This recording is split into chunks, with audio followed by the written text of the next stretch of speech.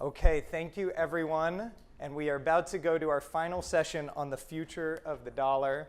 And as they get the stage ready, please join me as I welcome up to the stage Candice Kelly, Chief Legal Officer, Stellar Development Foundation, Saleha Mosen, Senior Washington Correspondent for Bloomberg, Jay Shamba, Undersecretary for International Affairs at the U.S. Treasury, and Stefan Simon, member of the Management Board, Chief Executive Officer, Americas, and Chief Legal Officer, Duetsche Bank. I could not have asked, and we could not have asked for a better group to close us out today in this important topic. And those who know the Geoeconomics Center know that we could not have had an event if we did not talk about the future of the dollar. And I'm grateful to this group for joining me today. So thank you all, and please have a seat. And I love talking about the actual uses. Use cases sound like they might be happening in the future. This is happening now. Okay.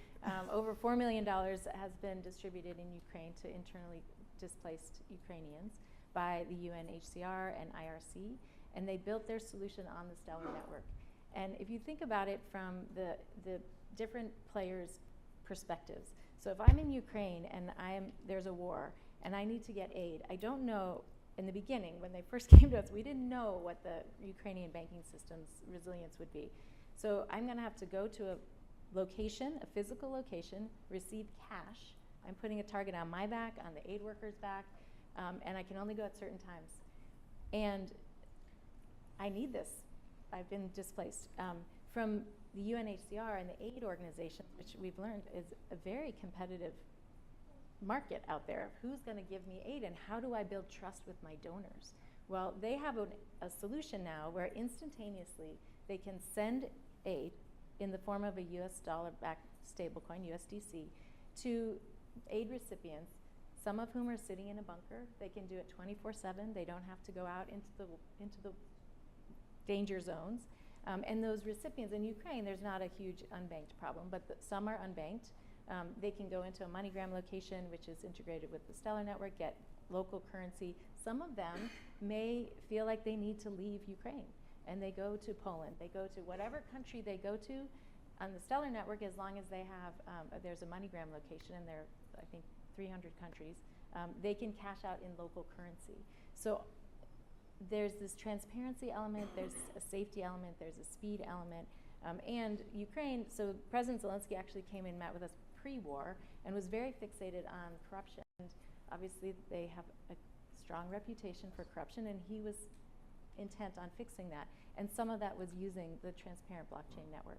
So another endeavor in Ukraine, which is not aid related, but I think will be reconstruction related, is the transparent network, which is the Independent Association of Banks of Ukraine have gotten together, and it's right now in friends and family pilot stage, but an instant payments network, and there are merchants involved, and so people in Ukraine are going to be able to use stable reserve currencies and transact with merchants and have the banking system engaged in that, and it's running on an open public network, the Stellar network, and in anticipation of, I don't know how all of you smart people make these estimations, but $500 billion in reconstruction is what I've seen.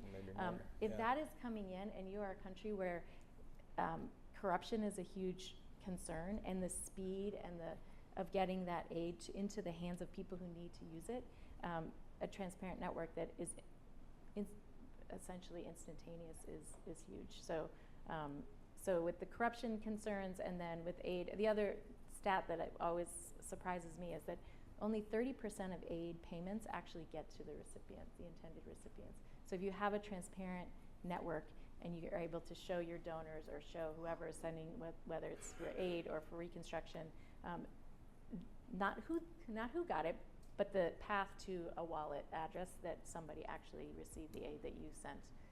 I think each of us would probably are more comfortable with that. Every time there's a crisis and I want to give money, I'm always like, who do I trust? So if you add an element of trust through the technology, you're solving certain problems. Not all of them, but